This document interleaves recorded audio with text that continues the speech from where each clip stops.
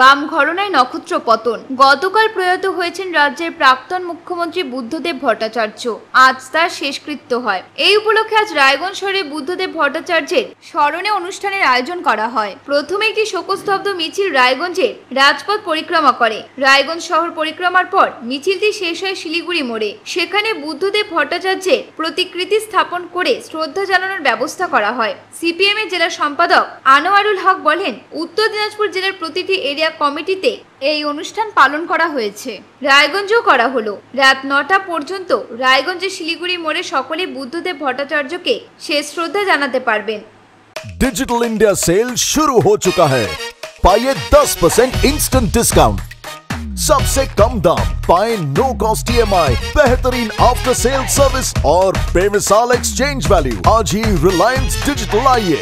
মুখ্যমন্ত্রী প্রয়াত হয়েছেন, আপনাদের কি কর্মসূচি ছিল আজকে?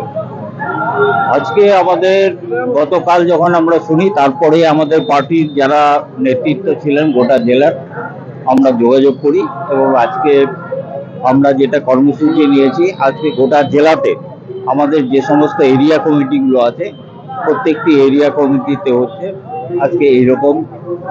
যখন কলকাতাতে হচ্ছে তার দেহ নিয়ে হচ্ছে যে NRSে নিয়ে যাওয়া হবে, সেই উপলক্ষে আমরা আজকে আমাদের জেলার প্রায় সমস্ত এরিয়া কমিটিতে আমরা এইরকম শোক মিছিলের একটা কর্মসূচি আমরা গ্রহণ করেছি।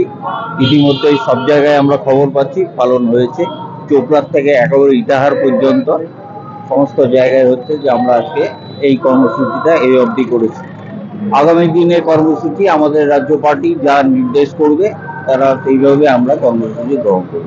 আজকে আপনাদের এই শোক মিছিল কোথা থেকে শুরু হয়েছিল এবং কোথায় এসে শেষ হয়েছিল?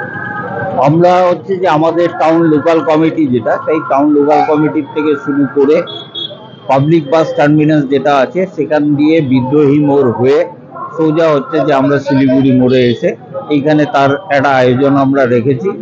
এখানে কমরেড বুদ্ধদেব ভট্টাচার্যের এখানে হচ্ছে যে তার ছবি রাখা আছে এবং সেখানে মাল্যদান, পুষ্পার্ঘ ইত্যাদি। এটা রাত 9টা পর্যন্ত 10টা পর্যন্ত চলবে। Bureau report, Kulik news.